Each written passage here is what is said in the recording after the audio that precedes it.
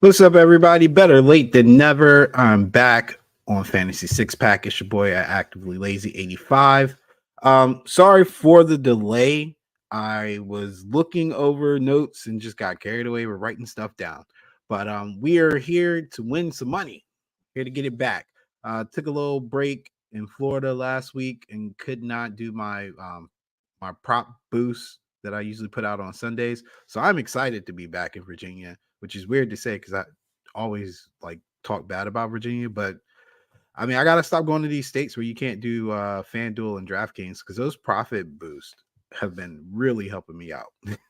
So before we get started, as always, if you want to get access to more betting advice along with our award-winning rankings, custom advice on Discord and more, go to fantasy6pack.net / plans to sign up.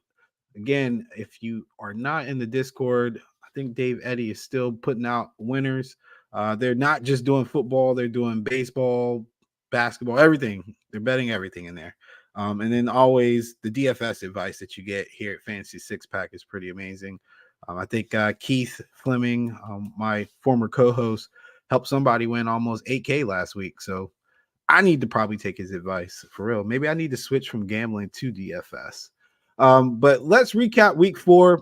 Uh, Public is still pretty profitable, 33, 24, and 3 against the spread so far.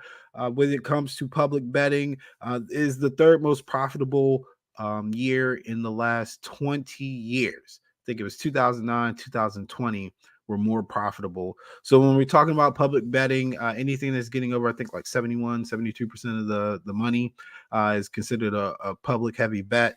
They are winning. I am by nature a public fader, so I am not winning. But I didn't go 0-5 last week.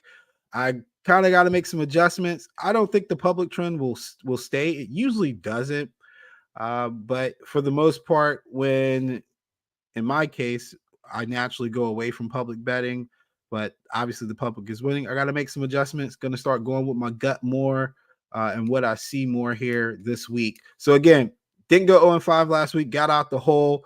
I'll update you. I'm ranked 698 in the Westgate contest out of like 7,000, and currently ranked 1480 on the My Bookie contest out of 10,000. And it's still super early.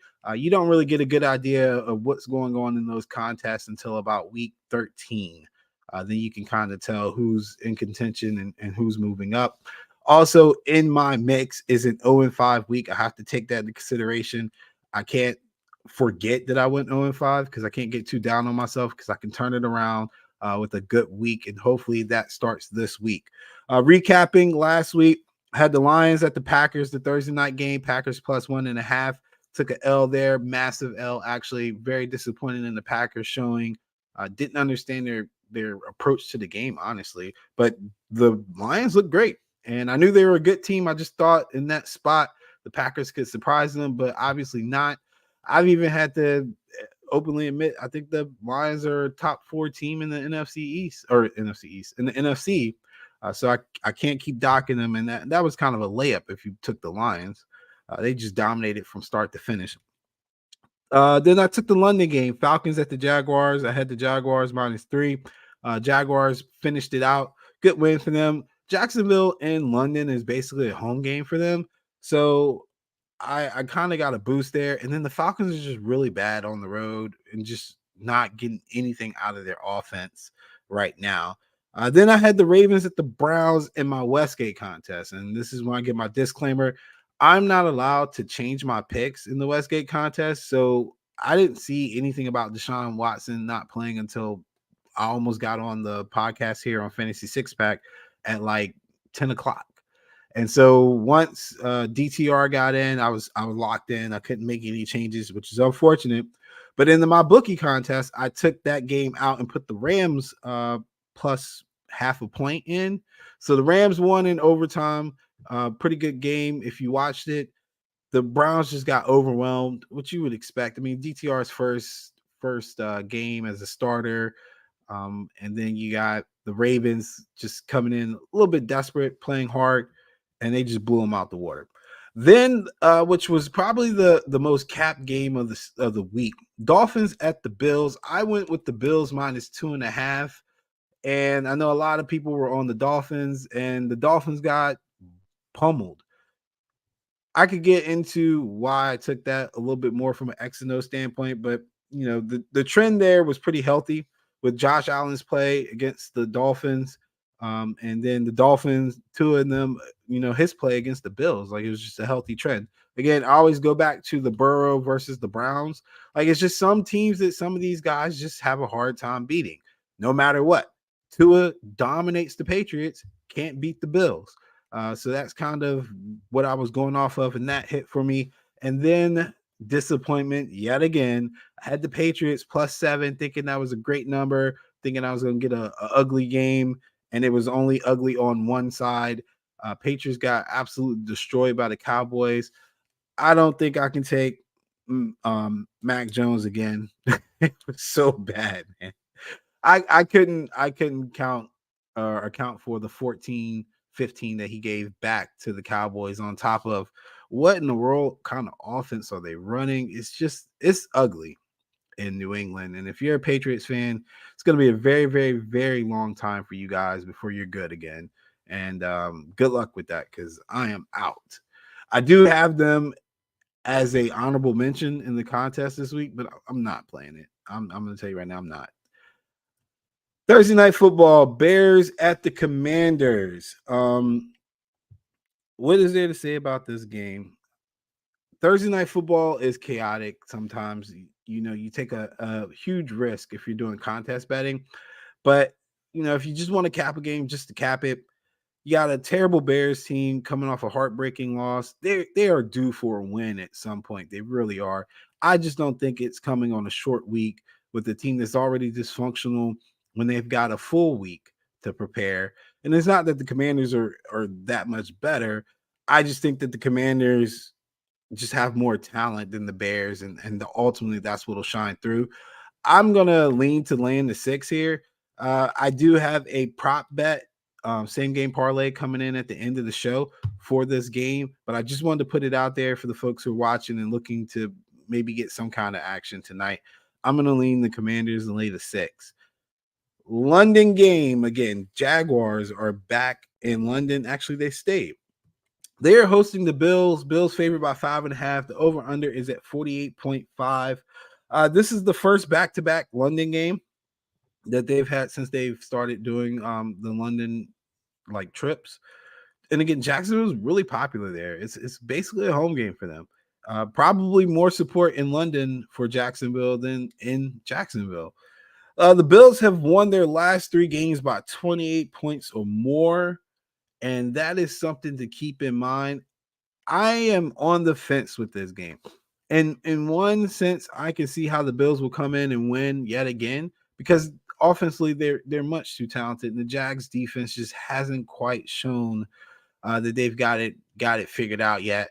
And then, as much as I love Sunshine, he's still prone to turnovers, still prone to some head scratching decisions. 5.5 seems about right to me. I get that people think it might be a letdown spot, but I'm seeing a Bills team that's just absolutely hot right now.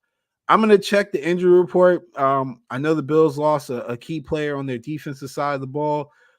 And so I just want to get a little bit more information before I jump in on this Bills game. But again, leaning a little bit to the Bills here, but got to check that injury report. I put this game in here because I think it's properly capped. 5.5 is a good number that makes you really question, what are we doing here? We're going to the Jags, we're going to the Bills. One of the things to also keep in mind is Doug Peterson's not a very profitable coach when he's favored, but he's a profitable coach when he's a dog. And I think that, if I remember off the top of my head, Sunshine is 2-1 against the spread over there in London. So again, I can talk myself into taking the Jags here, just like I can talk myself out of taking them. So I will wait. I'll probably tweet this game out as far as what I'm going to officially pick. But again, it is on my radar to be in my contest. Texans at the Falcons. Falcons favored by 2 now, over unders at 41.5. This line opened up with the Texans, I believe, favored and the Falcons getting points, and then it flipped. So, man, I am not a fan of Arthur Smith, and I'm pretty sure this is like repetitive. And there's so much pointing to taking the Texans right now, but face value, I don't think the Texans are a better team than the Falcons. I think the Falcons are having some issues, and it starts with Desmond Ritter, and that's why the Texans might come in looking like they're better. But I feel like this is a get right spot for the Falcons. They're Arthur Smith isn't a profitable coach at home, but the team wins in Atlanta more than they do away from Atlanta. Desmond Ritter is 4-0 straight up in his games in Atlanta. I still think the Falcons defense is pretty decent. They did a good job against the Jags, all things considered, last week in London. Bijan is good. They just got to get everybody else involved, man. They have to find a way to get everybody else involved. And my main concern here is the Texans having multiple injuries on their offensive line. They're still missing Stingley. I just think it's a little too much for them to overcome here. So I'm still going to stay with the Falcons. I don't think I'm going to put this in my official Westgate contest, but I will put it in my bookie contest just to keep an eye out on it, because I think right now the Falcons are a better team. They're going to bounce back. Um, I don't think it's a knock on the Texans. It just doesn't feel right for me to think that they come in and beat the Falcons on the road. And I think that's why the line flipped. I really do, because the Texans came in favored at first, and now it flipped. So I'm going to go with the flipping side, which is the Falcons. I think they cover here. Titans at the Colts, over unders at 43. Titans favored by 2. Another kind of funny line. I think the Titans were getting a point originally when it opened, and now it's Titans flipped to favored by 2. Titans have covered 5 in a row versus the Colts, and they've got a healthy trend. They're 3-0 against the spread this season when the spread is less than 3. Also, you might think that this is a prime letdown spot considering how they beat, or how bad they beat the Bengals last week.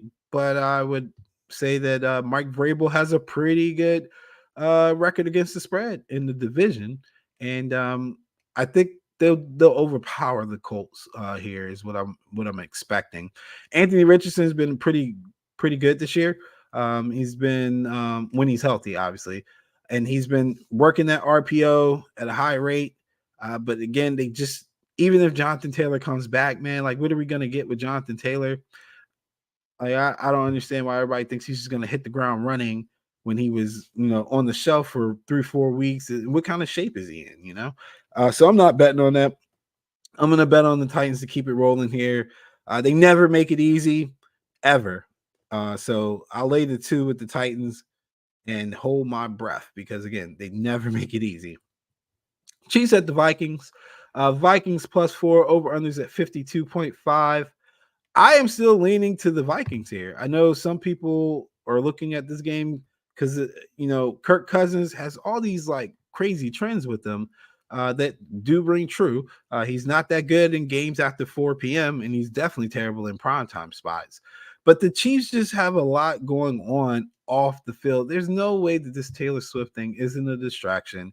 They went to New York and they just got out of there by the skin of their teeth against a feisty Jets team. You're going up again from time zone to time zone. You're going from East Coast to Central Time, and you're playing a Vikings team that's got to be just as desperate, if not more desperate, than the New York Jets were. And the Vikings defense is still pretty solid. I think they're still a top 10 passing defense, which is good.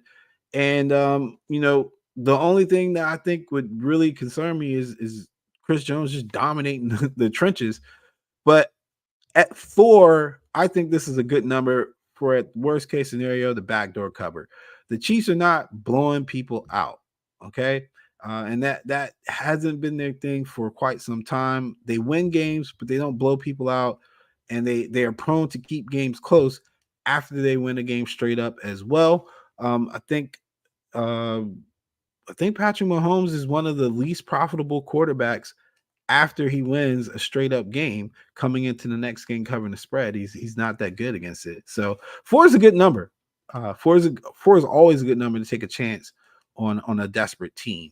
So let me get the Vikings here. I'm pretty sure I'll put that in my Westgate contest as well. That Titans pick that I just gave last will probably be in my Westgate contest as well. Let's see. 1, 2, 3. And why did I put honorable mention games here? I am all over the place, guys. I am sorry. So, after that Titans Colts, Chiefs Vikings, it should be Cowboys Niners. I didn't make a banner for that, so I'll do that right now, and I apologize for that again. So, Cowboys Niners, Cowboys are 3.5 point dogs, and the over under here is at 45. Let me get that up for you guys so you can see it. I apologize again. Here we go. So, Cowboys Niners. I am taking the Niners. I'm a Niners fan. And I know people probably like, oh, this is a homer pick. It's really not. It's really not. I think 3.5 is generous for a team that's covered 9 in a row at home, which is the Niners, and a team that has the physicality to do to the Cowboys what the Cardinals did, and to do to the Cowboys what they've done over the last 2-3 years. We're just more physical. I think 3.5 is also a good number because I am concerned that the Cowboys will not finish drives enough to cover this number. And that is what's hurt them in the past when they've played the Niners. They're not physical enough and they don't finish drives. How good is the offensive line for the Cowboys? Probably just as good as the offensive line for the Niners, honestly. I think Trent Williams would be the X factor in that, but our line isn't that great. So then you go down to the quarterback play. Brock Purdy has a great understanding of the Niners system, and Dak Prescott seems to be more comfortable this year as well. So then we get to the run game that favors the Niners. Then we get to the receivers. That's maybe a wash. Kind of depends on what angle you're taking there. But defensively, the Niners will not get pushed around like the Cowboys will get pushed around. And I think the secondary is aggressive enough to jump the short routes, the check downs that our guy Dak Prescott loves to do when he's facing any kind of pressure. And so I still think the advantage is to the Niners here, 3.5. Honestly, am hoping as a fan that this doesn't even stay close enough for me to sweat the spread. But I expect it to probably get away from the Cowboys around like the second quarter, honestly. And I've heard people say it too. And again, no knock to the Cowboys. I just think it's just a stylistic matchup that favors the Niners here. All right, so then we get to my honorable mention games. The first honorable mention game I put in here is the Packers at the Raiders. Raiders +1. Not sure who's starting at quarterback for the Raiders. I would think it wouldn't take 2 weeks for Jimmy G to be good enough to play. If Jimmy G plays, let me get the Raiders. If it's any of their backups, let me get the Packers. All right. And then the Eagles at the Rams. Now, I get it. Cup's coming back, and the Rams have been one of the better teams this year as far as like their roster and them being competitive. They've been one of the better teams in these situations. But I will tell you that I am concerned that one, Stafford doesn't normally beat good teams, and that two, he has struggled so much under pressure, and he will be under pressure this entire time. I'm going to take the Eagles and put them in my super contest. And this is one of those games where I'm pretty sure it's publicly more heavier to the Eagles. I just think that stat of Stafford versus pressure is going to rear its ugly head. And this will go in my my bookie contest with the Eagles here. And then I'll probably flip it out for something else later. But Eagles at Rams, again, my angle here is that, the Rams won't handle the pressure up front. Jalen Carter has been absolutely amazing. And I like watching the trenches. So getting a game with Carter and Aaron Donald is going to be great. Aaron Donald versus Jason Kelsey and those guys will be a lot of fun as well. And then you just got to think the physicality of the Eagles offense against that Rams defense should do pretty well. Saints and Patriots. I talked about this at the beginning. I'm not betting the Patriots, but if I were to pick a team, it would be the Patriots in this spot. Derek Carr is not doing well with the Saints and Dennis Allen either. And for all things considered, Bill's been awful without Tom Brady, but when he's favored, he's been profitable. So that would be my angle here. Just lay it with the Patriots. You're getting a little bit of a boost at one. They're just asking the Patriots to beat the Saints at home, and I think they can do that. This is a game that I didn't put on, and this is part of the reason why I was late. And I know I'm running through this kind of fast, but part of that is because we want to get you the information out there. You guys feel free to join the Discord and at me or check my tweets for like my official picks. But this Ravens versus Steelers game is one of the more interesting lines because it doesn't matter who's at quarterback between Trubisky and Pickett. They both have great ATS. They both have great ATS as a dog against the Ravens. And historically, Mike Tomlin is 24-1 against the spread in division games as a dog after week 4. And even crazier is the Ravens at the Steelers. The dog has covered this 11 straight times. And since 2015, the dog is 15-1-1 against the spread. That is, if ever there was a trend that was like, yo, that's healthy, this is the one.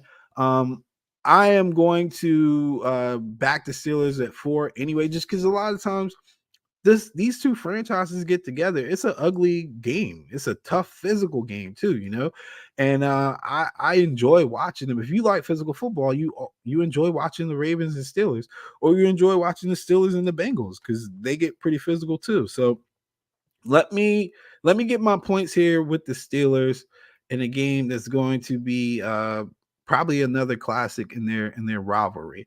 So I'm going to take the Steelers. Steelers will be in both contests. If I'm getting 4, the Steelers will be in both contests.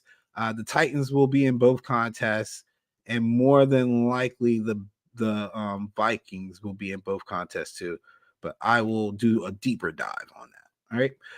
So if you have any questions about any other games, if you want to pick my brain, or if you want to tell me, hey, dude, you told me to play the Patriots last week, and what happened with that, I too will be very angry about that, and we can talk about it as well. So for my Thursday night football prop via DraftKings, I know it's a lot. Same game parlay with the 50% boost.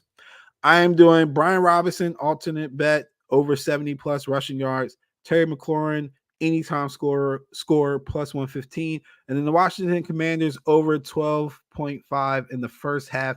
When you do the profit boost, that is a plus 622 profit jump. So you're looking at a 6-1 bet if you do the profit boost. So I am taking that and hoping for the best because I've done pretty well. I am 3-1 when I do these profit boost parlays. So I'm hoping for some more action tonight. And again, good luck to you. We're looking for a 5-0 week. I think on this slate of 8 to 9 games, I can find 5 that I really like. And again, the Ravens Steelers. I really like the points with the Steelers. And then I really like the idea of the Vikings plus 4 as well. So good luck again, and I hope to catch you guys next week.